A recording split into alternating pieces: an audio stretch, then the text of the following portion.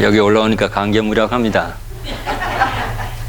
옛날 목사님 안 계실 때는 또 이번이 내 차례인가 하고 참 그렇기도 했는데, 현직도 아닌 구직 장로가 이렇게 시간을 얻었다는 건 참 귀한 것이고 귀한 겁니다. 오늘 특별히 우리 항 선생님 딸네 집에 가는 줄 알았더니 끝나가려고 오늘 장로님 예. 오늘 주님 앞에 예배하러 오신 모든 주님의 백성 성도님들, 가정에 하나님의 크신 축복이 함께 하시기를 바라고, 하시는 사업과 또 여러분들 각자 주어진 하나님의 은혜에 감사하면서 우리 신앙생활에 해주시기를 바랍니다. 오늘 제가 본문부터 보죠. 누가복음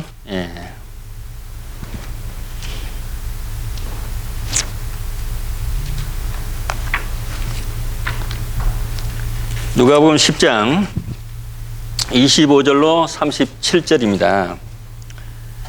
이게 나이가 드니까 멀리 보려면 이걸 껴야 되고 가까이 보려면 이걸 벗어서, 아직은 돋보기 없어서 됩니다만은 조금 그렇네요. 그래서 때에 따라서는 이 가까이 있는 게 글자가, 제가 본래 글자를 아주 악필로 쓰거든요. 그래서 잘 못 읽을 때가 있습니다. 우리가 잘 아는 이야기입니다. 이 이야기는 25절로부터 보면, 어떤 율법사가 일어나 예수를 시험하여 가로되, 선생님, 내가 무엇을 하여야 영생을 얻으리까?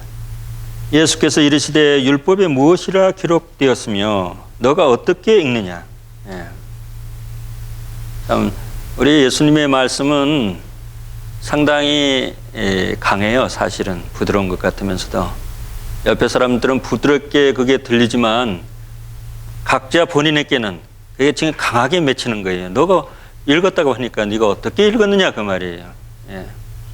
그러니까 이 율법사가 할 때 내 마음을 다하며 목숨을 다하며 힘을 다하며 뜻을 다하며 주 너희 하나님을 사랑하고 또한 내 이웃을 내 몸과 같이 사랑하라 하였나이다. 예수께서 이르시되 내 대답이 옳도다. 이를 행하라 그러면 살리라 하시니. 오늘 제가 제목을 사실은 이를 행하라 그러면 살리라 이걸로 하려다가, 또 오늘 어떤 분이 오신다고 하길래 그분이 또 정말로 안식일교는요 율법주의구나 할 것 같아서 제가 그냥 구원이라는 제목을 다 놨습니다. 행하라 그러면 살리라, 이것이 예수님께서 그 율법사에게 하신 말씀이고 우리에게 들려주는 말씀입니다. 그래서 오늘 구원에 대한 이야기를 제가 해볼까 합니다. 제가 한국에 있는 두 조카에게 전화를 했습니다. 하나는 저희 어머니 집 식구의 조카고, 여자 조카고, 하나는 저희 아버지 집 식구의 여자 조카예요. 요새 멜스에 대해서 한국이 너무 참 힘드니까 그래서 전화를 했습니다. 그랬더니 조카 하나가 하는 말이, 삼촌 정말 무서워요. 이거 어떻게 해야 되는지 모르겠어요. 바로 저희 집 옆에가 삼성병원이에요. 그러는 거예요. 그래서 그러지 말고 그러면 너 애들하고 엄마 데리고 여수로 내려가라. 아직 여수는 아직 그 오염되지 않은 것 같으니까 여수로 내려가라. 그랬더니 그래야 될 것 같아요. 그 애는 그렇게 대답을 했습니다. 그 후에 어떻게 했는지 제가 확인을 안 해봤습니다. 왜냐하면 지네들이 결정할 문제고 지네들이 책임질 문제니까 거기까지만 제가 이야기를 했습니다. 또 한 해는 전화했더니, 삼촌 그거 언론에서 너무 떠들어대서 그러는데요, 그거 그렇게 무서운 거 아니에요. 삼촌 미국에서까지 그렇게 걱정 안 하셔도 돼요. 그 애는 그렇게 대답을 하더라고요. 그 서씨는 서씨구나 니가. 제가 그러고 말았습니다. 이게 끝나면 두 애들이 다 살아났다면 얘들은 다 자기가 옳다고 생각할 겁니다. 그렇죠? 나는 이렇게 해서 여기서 이겨냈다. 나는 저렇게 해서 이겨냈다. 그러나 더 깊이 들어가지 않았기 때문에 거기에서 그 애들은 그렇게 결정할 거예요. 그러나 더 깊이 들어가서 어떤 일이 벌어졌다면 그들은 그때 삼촌 말을 듣는 것이 좋았을 걸 그렇게 생각할 거예요. 우리가 잘 아는 대로 이 메르스, 한국에서는 그렇게 발음을 하죠. 이게 중동에서 왔던, 미들이스트에서 왔다고 해서 그 호흡기 질환인데요. 옛날 사스도 있었죠. 그 다음에 에볼라도 있었죠. 한국에서 다 이겨냈어요. 이거는 별로 그렇게 참 어려운 병이 아니라고 생각했기 때문에 처음부터 시작해서 그분들이 소홀히 하다 보니까 이렇게 일이 벌어졌습니다. 그래서 언제나 이 조금만이 사소한 일에 지나치다 보면은 우리가 큰 일에 이겨내지 못할 때가 많죠. 우리 욥기서 한번 볼까요? 욥기서 1장에서부터 6절, 9절. 참 이거 일반 개신교인들은 이거 잘 이해를 못해요. 우리는 이걸 이해합니다. 욥은 모세가 썼다고 이야기해요. 모세오경이라 하지만 모세오경 이전에 욥기를 처음 썼을 것이라 그렇게 이야기를 합니다. 욥이 하나님 앞에 진실되게 이렇게 참 믿는데, 우리가 아는 대로 하늘 총회 마귀가 이 지구를 대표해서, 왜냐면 아담이 마귀에게 넘겨줘 버렸어요. 그래서 대표해서 올라갔더니 우리 하나님께서 마귀 보고 하는 말이, 너 욥이라는 애를 봤냐? 너무 나한테 순전하고 진실해서 그런 사람을 찾기가 힘들다. 그렇게 이야기를 합니다. 그랬더니 사단이 하는 말이, 하나님께서 그렇게 축복해주고 하나님께서 그렇게 뒤를 봐주는데 그렇게 안 할 사람이 어디 있겠습니까? 만약 그것을 뺏는다 할 것 같으면 욥이 그 본색을 드러낼 것입니다. 그런 이야기예요. 그래서 그래, 그러면 욥은 죽기까지는 하지 말고 그렇게 네가 한번 해봐라 했더니 마귀가 시작을 하는데 처음 하는 일이 뭐예요? 이방 부족 민족들을 동원시켜가지고 그 재산을 뺏고 그 다음에 그 종들을 전부 죽입니다. 그 다음에 하늘에서 불이 내려와갖고 또 죽여요. 그 다음에 세 번째는 성경에는 태풍이라 했는데 태풍을 불어일으켜요. 그래갖고 집을 그냥 무너뜨려서 자녀들이 그냥 압살을 합니다. 그 다음에 이 욥은 이 발바닥부터 정수리까지, 미세수죠. 정수리가 어디예요? 여기 우리 어렸을 때 그 꼬마들 보면 그 여기 팔락팔락 숨구멍 있잖아요. 그걸 정수리라고 합니다. 정수리까지 악창이 났다 그랬어요. 이 옛날에는 참 부스럼이 많았습니다. 우리 어렸을 때 못 먹고 못 사니까 그랬는지 모르지만 부스럼이 많았어요. 저도 부스럼이 지금도 흉터가 있습니다. 여기에 생겨서 여기 제가 그걸 뽑아냈습니다. 부스럼에 그 뿌리가 있어요. 그거 뽑아내지 않으면 다시 살이 붙은 다음에 속에서 다시 골마 올라옵니다. 알는지 모르는지 모르지만.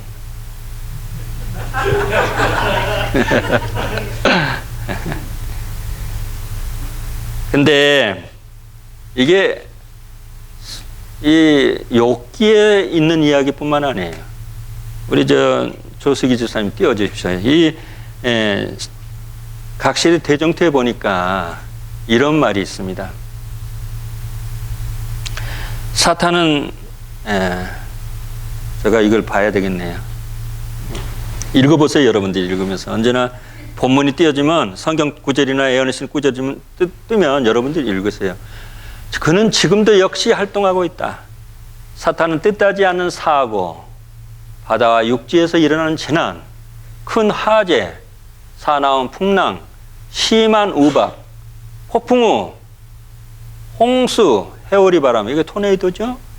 해일, 지진 등 수많은 방법으로 각 지역에서 그의 능력을 나타내고 있다.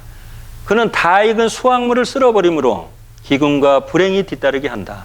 그는 치명적 병독을 공중에 뿌림으로 수많은 사람들이 질병으로 죽게 한다. 이러한 일은 점점 더 빈번하고 비참해져 간다. 하나가 빠졌네요.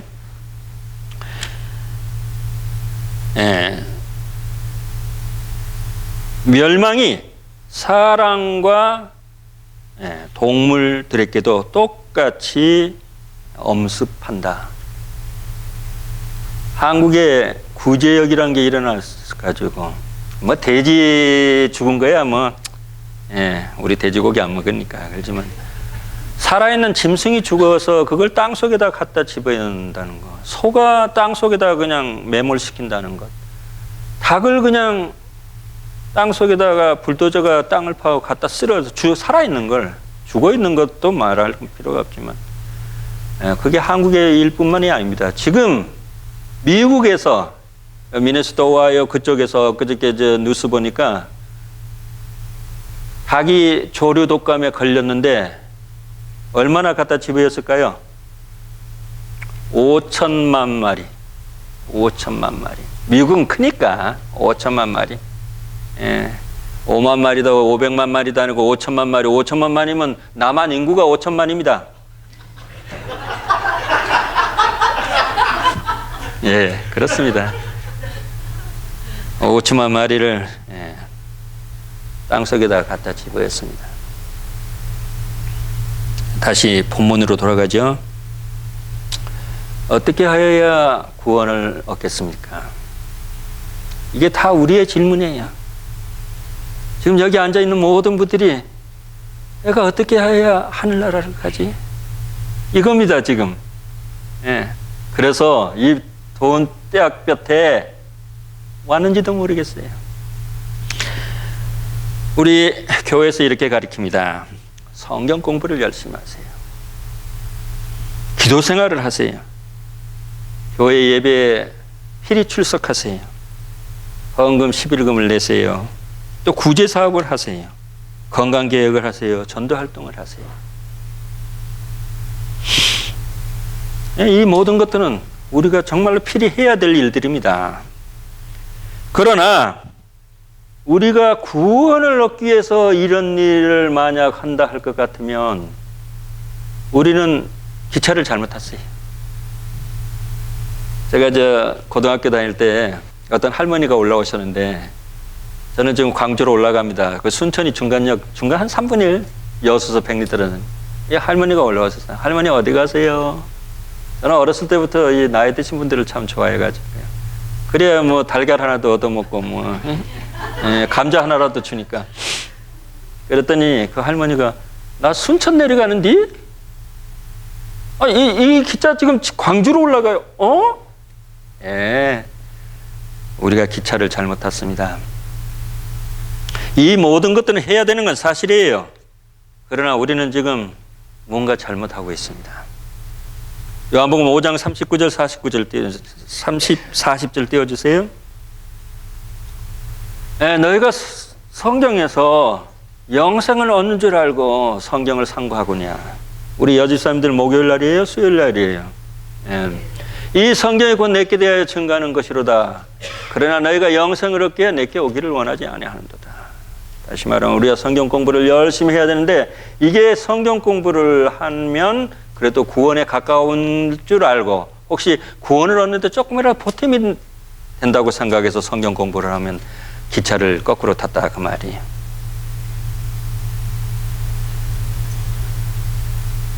재밌어요? 예, 재밌을 겁니다. 저는 재밌게 하려고 합니다만 이게 구원은 예수님의 십자가에 의해서 이루어진 우리 하나님 성부, 성자, 성령 하나님의 합작품인 그분들의 주권 행사입니다. 구원은 그분들이 우리에게 주신 선물이에요.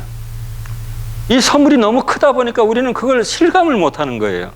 뭐 나 같은 사람을 왜 줄 리가 있어? 가끔 우리 어떤 분이 나를 100불을 줬다.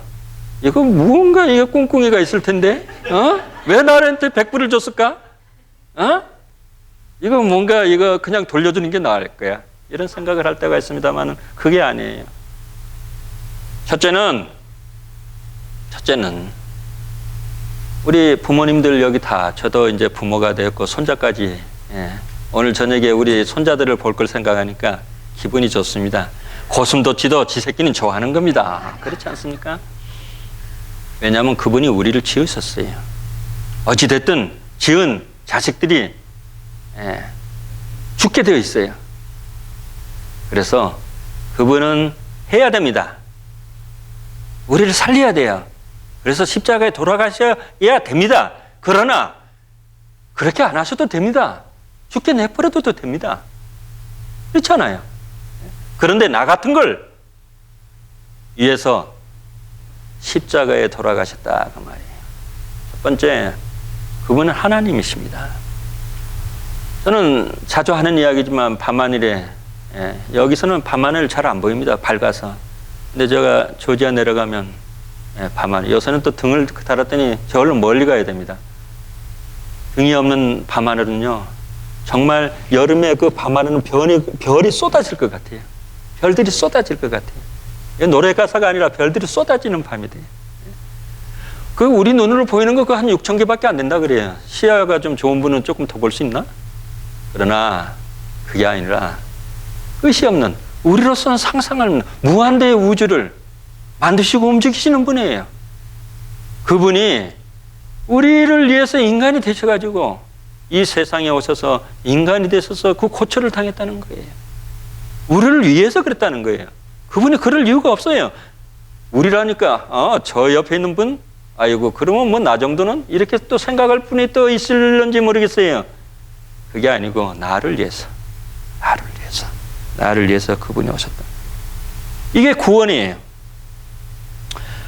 이게 우리가 믿음을 통해서 받아들이면 되는데 이게 쉬운 게 아니라 그 말이에요. 이게 쉽질 않아요.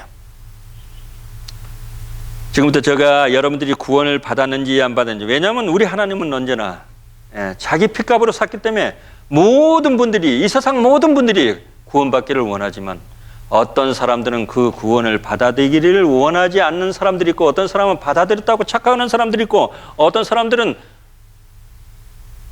구원을 등한히 하는 사람들이 있어요. 이 큰 구원을, 예수님의 십자가를 등한히 생각하는 사람들이 있어요.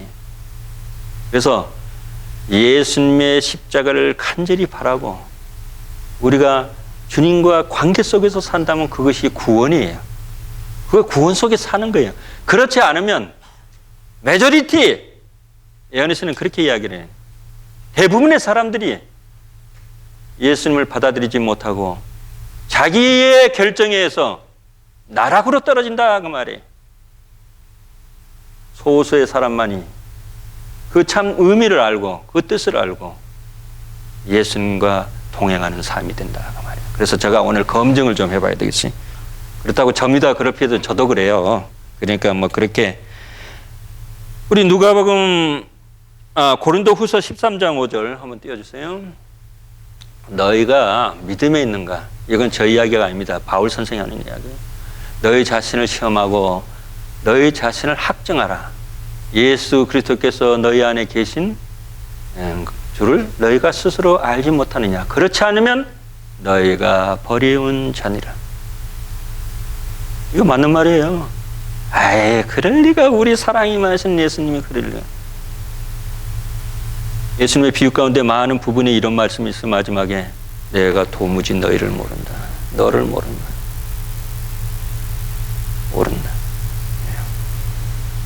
우리 누가복음 27장 24절로 35절 한번 띄워주시기 바랍니다. 예수님께서 이 대화법은 예수님의 말씀인데요. 대화법이 조금 그래요.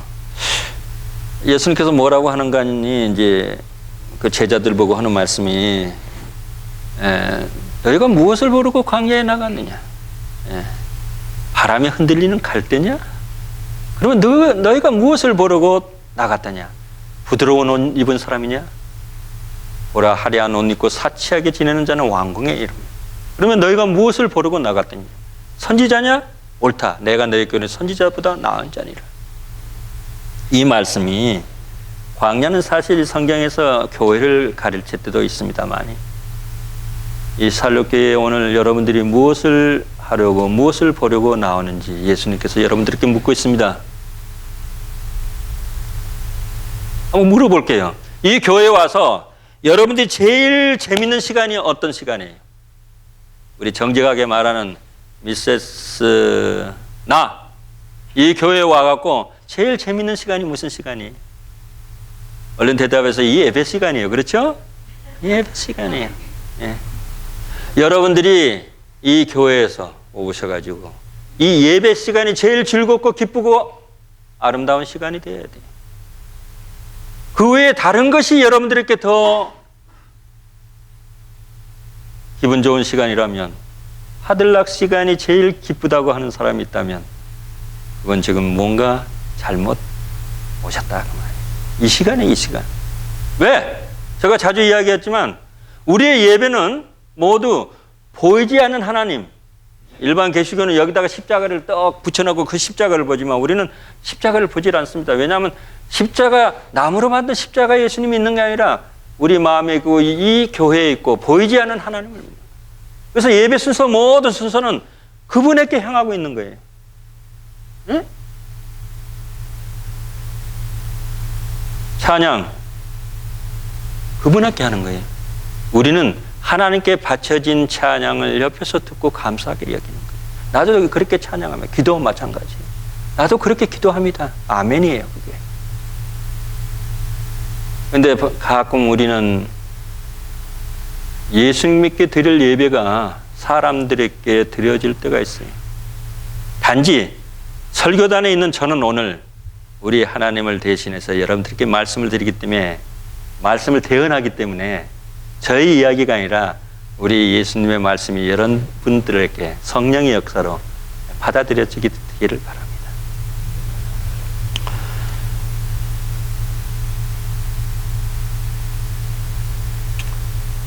제가 기억납니다. 여기서 안실학교 시간에 퀴즈 대회를 했어요. 여집사님, 그때는 단체로 했었어요. 단체로 했어요. 여집사님들, 남집사 이렇게 한번 했었어요. 예수님께서 십자가에 돌아가셔가지고 7마디를 하십니다. 그게 가상칠언이라 그래요. 십자가에서 7마디를 하셨다. 여집사들한테 이제 그 문제가 돌아갑니다. 예수님께서 올라가셔가지고 제일 처음 한 말이 무슨 말입니까? 그때 대답하셨던 분들 솔직하게 말씀하셨어요. 뭐라고 대답하셨어요? 기억 안 나요? 그랬더니 하시는 말씀들이 오기 마르다. 그 예수님께서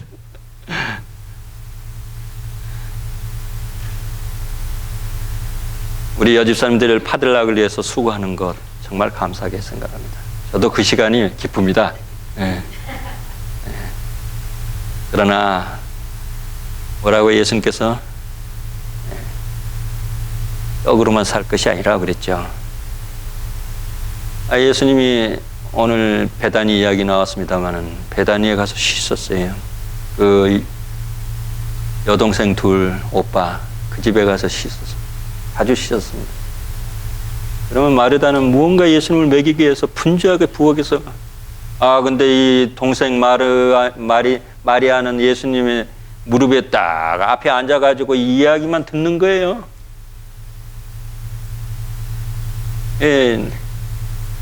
마리아께 직접 했다가 또 언니한테 무슨 소리를 지를지 모르니까 예수님, 그게 좀 나와서 나 좀 돕게 해주세요. 그랬더니 예수님께서 뭐라고 하셨어요? 마리아는 이 좋은 것을 뺏기지 아니라. 하이프는 그거에 대해서 추석을 했습니다. 마르다와 마리아의 두 좋은 덕성, 이후 여집사님들이 다 가져야 될 것입니다. 그래서 우리가 말씀을 듣고 말씀을 가르치고 해야 되는 것도 사실이고, 또 먹을 것을 만들어서 배고픈 사람들에게 먹이는 것도 좋은 덕성입니다. 그래서 하이프는 그 두 덕성을 다 갖추시라고 했어요. 이 구원은 말이죠, 고마움에서 시작된다, 저는 그렇게 생각합니다. 조금 전에 이야기했던 그 예수님의 그 사랑, 우리에게 베푼 사랑, 우리가 참 부모님의 사랑을 이야기할 때 낳으시고 기르시고 하늘 같은 이렇게 은혜를 하지만 그분들보다도 정말 우리 인간적으로 우리 부모님의 은혜는 산보다 높고 바다보다 높다고 하지만 우리 예수님의 하나님의 사랑을 이야기할 때는 꼭 달밤에, 요새 달밤에 이렇게 이 숲속에 가면 반딧불이 반짝반짝 비춥니다. 이 달의 반딧불 정도밖에 안 돼요. 하이프는 그걸 대양에, 이 바다에 물 한 방울밖에 안 된다고 그랬어요. 우리 하나님의 사랑을 생각한다. 그래서 이 고마움이 사랑으로 변해야 되는 거예요. 이 고마움이 예수님의 죽으심과 예수님의 모든 것들이 정말 사랑으로 변해야 되는 거죠. 우리가 옆에 다른 남자와 다른 여자를 사랑해서는 안 됩니다. 그러나 내 남편보다 내 부인보다 내 자식보다도 그분을 더 사랑하지 못한다 할 것 같으면 우리 사랑은 아직도 연결진 못했습니다. 아주 인간적인 거예요. 때에 따라서 가정이 깨지기도 합니다. 예수님의 사랑 때문에. 때에 따라서 부모를 잃을 수도 있습니다. 자식을 잃을 수도 있습니다. 내 마음대로 안 되는 거예요. 그러나 예수님의 사랑을 우리는 잃을 수도 없고 잊어서도 안 되는 겁니다. 우리 젊었을 때 그랬잖아요. 봐도 또 보고 싶고, 예? 뭐 그렇게 아름다운 목소리도 아니지만 그 소리를 듣고 싶고, 그래서 어떻게 해요? 그 옆에 가고 싶죠. 예. 바로 우리 예수님에 대한 사랑을 나타낼 때 이렇게 나타내줘야 된다 그 말이에요. 그래서 우리는 사랑의 노예가 되어야 되는 거예요. 사랑의 노예.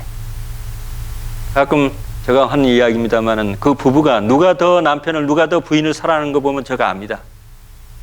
큰 소리 치는 사람이 사랑하는 게 아니라 그 밑에서 그냥 꾸중 듣는 사람이 사랑하는 사람입니다. 사랑하기 때문에 듣습니다. 그러나 사랑이 좀 모자라면 큰 소리가 나옵니다. 우리 요한복음이 아니라 요한계시록 14장 3절 6절 보겠습니다.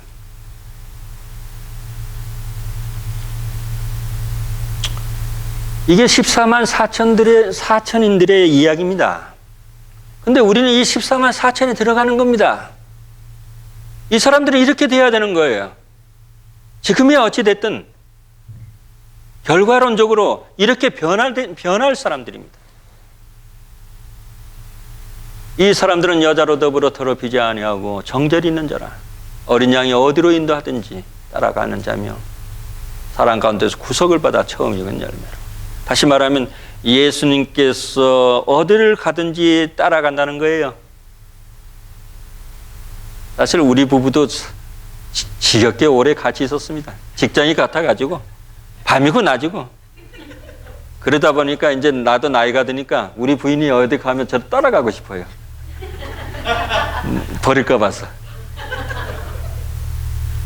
예, 서로 통하는 게 있습니다. 그런데 예수님께서 어디를 가든지 예수님이 이 세상에 와서 환영받지 못했어요. 예수님이 이 세상에 오셔가지고 칭송받은 분이 아니에요. 고난과 어려움만 당했습니다. 우리 예수님의 제자들은 못 먹고 못 입고 추위에 떨고 옥에 가두고 맞고 이렇게 하면서 살았습니다. 마지막에는 순교했어요. 우리의 신앙은 이겁니다. 예수 믿으면 잘 살게 되고 예수 믿으면 건강하게 되고 이것만은 아닙니다.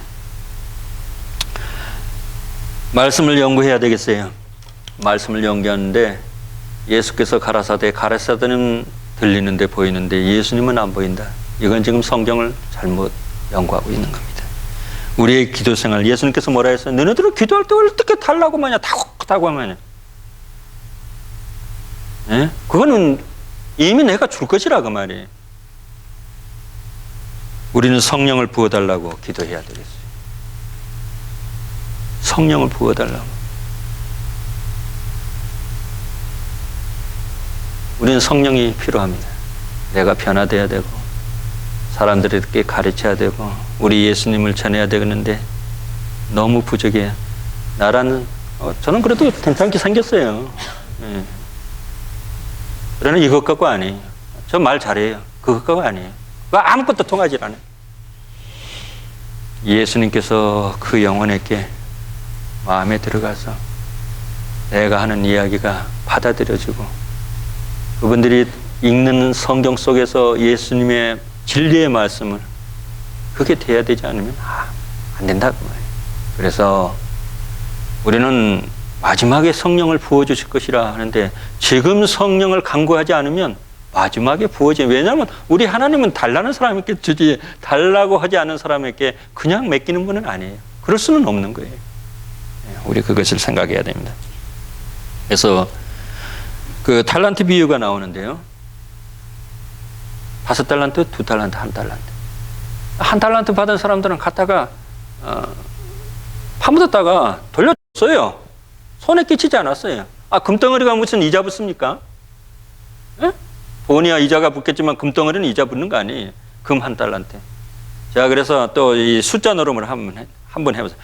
금 1달란트가 얼마 정도 됐을까? 얼마 정도 돈이 될까? 있어주죠? 얼마 정도 되겠어요? 모르죠.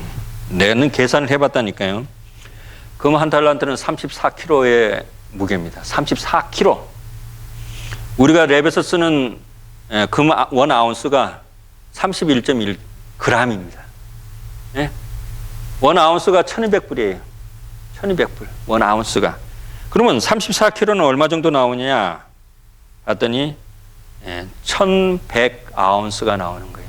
그래서 1200, 1100을 곱했더니 무려 132만 불이 나옵니다. 1,000,000, 32, 100일이 나오는 거예요. 다시 말하면 우리가 가진 1달란트, 나는 2달란트가 1달러밖에 안 된다고 이렇게 생각을 해도 우리는 이렇게 규정한 걸 받았어요. 사실 이 세상에 나 같은 사람 없어요 또. 그렇죠? 나를 위해서 주님께서 돌아가셨어요. 그렇죠? 나 없으면 못 산다는 사람도 있어요. 그렇죠? 모르지만 이 다음에 내줬거든 보세요. 그런지 안 그런지.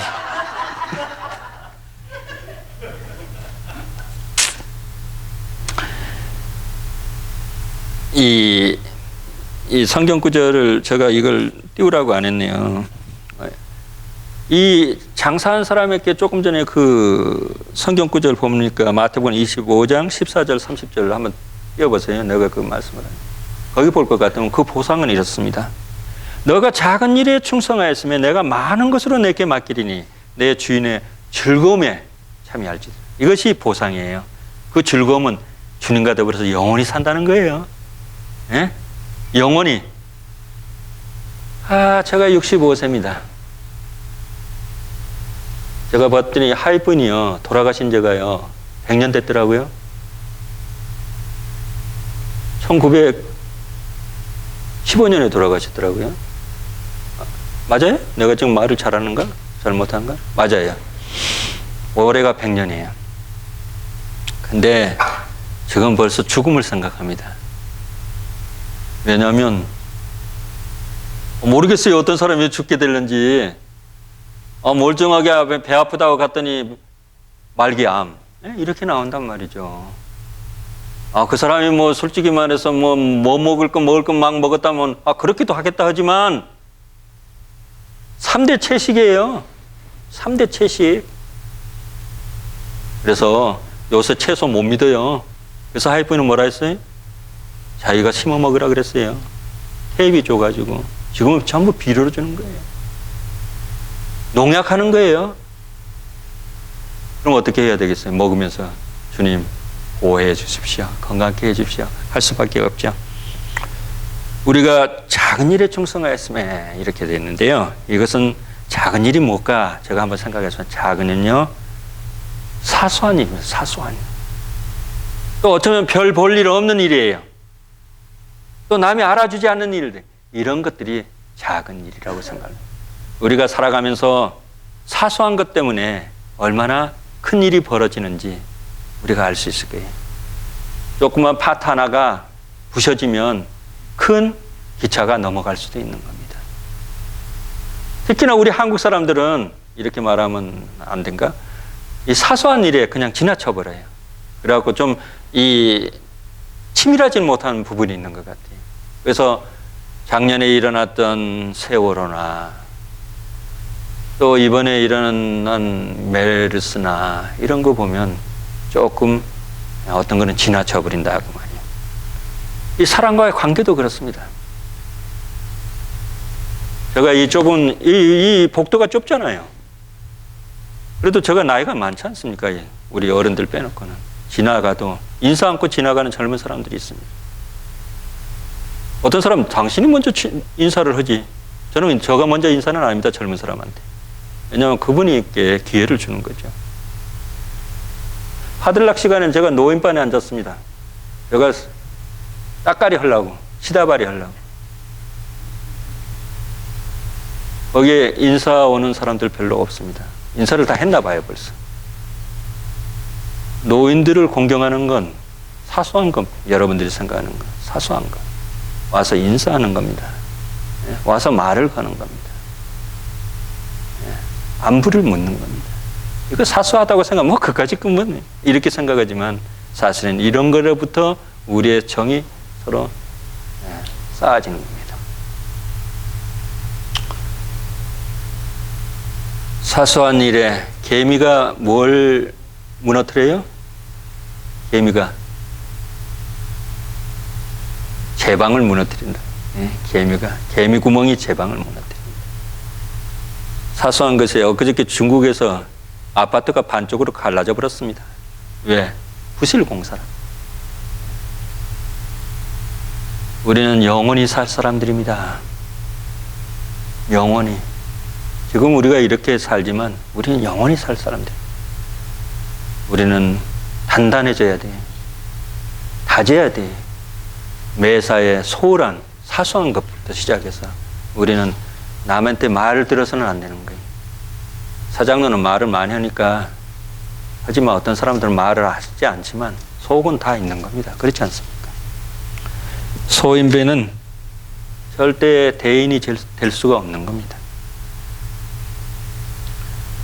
주님 옆에서 우리가 큰 자가 되기 위해서는 우리가 잘 아는 마태복음 18장 1절로 4절 말씀, 어린아이와 같지 않으면 이게 여러 가지로 해석할 수 있습니다만은 우리가 단순해져야 됩니다.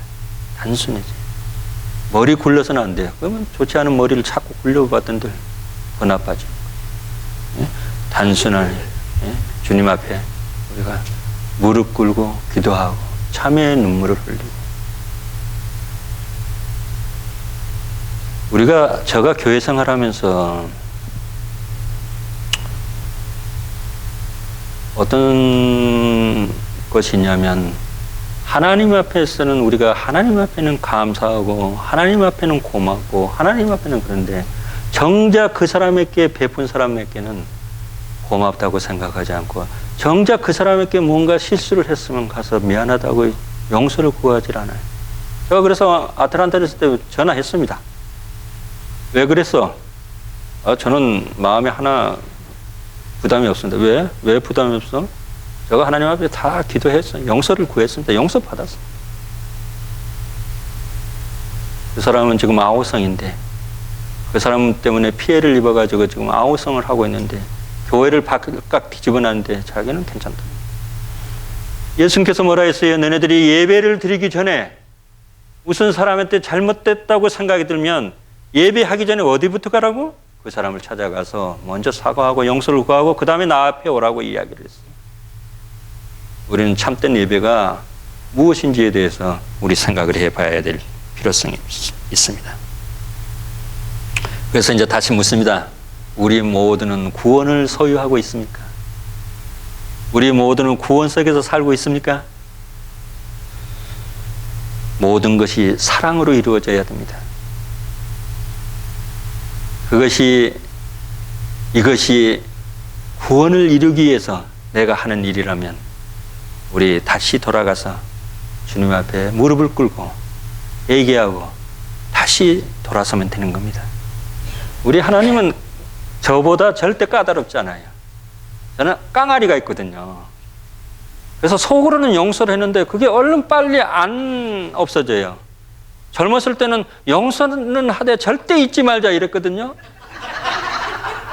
근데 이제 지금은 용서를 했다면 잊어버려야 된다는 걸 이제 알았습니다. 잊어버리려고 노력하는데 그게 자꾸 떠올라요. 근데 우리 하나님은 깡글이 있습니다. 돌아오시면 바로 돌아오면 하나님께서는 옛날 없던 것처럼 다시 받아들인다 말이에요. 그렇다면 우리는 용서의 기도를 해야 될 필요성이 있고 용서를 다른 사람들에게 해야 될 필요성이 있는 거예요. 그렇죠? 예, 그렇게 되면 이 안식일마다 우리는 새로워지는 거예요. 그렇죠? 새로워지는 거예요. 우리는. 그게 뭐 창피한 거 아니에요. 창피한 거. 주님 앞에 뭐가 창피하겠어요? 우리의 구원을 영원한 삶을 위해서 뭐가 그렇게 창피하겠어요? 우리 주님 앞에 내가 잘못됐다 하면은 주님 앞에 무릎을 꿇고 참여의 기도를 하고 다시 이야기합니다. 이 교회에 와서 이 시간이 제일 즐겁고 기쁜 시간이 다른 거 아무것도 없다 하더라도 이 시간이 기쁘고 즐거운 시간이 돼요. 파들락이 없다 하더라도 이 시간이 제일 혹시 서장로가 없다 하더라도 이 시간이 제일 기쁘고 즐거운 시간이 돼요. 그렇지 않고 다른 시간이 다른 사람이 다른 것들이 더 즐겁고 기쁘다 하면 예배 시간에 참석도 않고 뺑뺑 돌아다니면 안 되겠죠. 주님께서 곧 오십니다. 저희 아버님이 예수님이 곧 오신다는 게 1964년이었습니다. 한글만 읽으면 된다고 해서 성경과 예언시 읽어야 되니까 학교도 안 보냈습니다. 그런데 우리 딸이 벌써 시집을 가고 손자가 둘입니다. 학군이 좋은 데로 이사를 해야 된다고 그래서 저는 또 얘가 벌써 국민학교 들어가나 그렇게 됐나 했더니 유치원 들어가는 애를 위해서 학군을 따져. 예. 저희 아버지 병약했지만 오래 사셨습니다. 사실 91까지 사셨는데요. 뭐 120살까지 사신다고 떵떵 할머니를 좀 구해야 되겠다니까 나이를 좀 계산하라 그래서 무슨 말씀을 하시나 했더니 120살까지 사는데 같이 살아야 될 사람을 계산을 해요. 그래서 가만히 생각했더니 지금 80 할머니면 40, 한 40 정도에서 찾아야 되겠는데 제가 시간이 없어서 사실 여러 가지를 뺐습니다. 아까 처음에 나온 기도생활, 구제사업, 11금 뭐 이거 전부 지금 나열되어 있는데 시간이 벌써 지나갔길래 우리 엄 선생님이요 커피하고 설탕을 끊었답니다. 제가 그렇게 이야기해도 만약 그걸 오래전에 끊었다면 저렇게 안 아팠을 거예요. 근데 이제 아프고 나서 끊었으니 좋아질 겁니다. 저 기도하고 있습니다. 우리가 일어난 다음에 후회하지 말고 우리에게 성경을 주어진 것은 모든 사람들의 그 참 살아가는 삶을 보면서 우리가 일어나기 전에 준비하고 일어나기 전에 변하고 곧 오시는 우리 주님을 맞이하기 위해서 우리 모두 열심하는 우리 살로교회 교우님들 되시기를 간절히 바라면서 미약하지만 하나님의 말씀을 전했습니다. 감사합니다.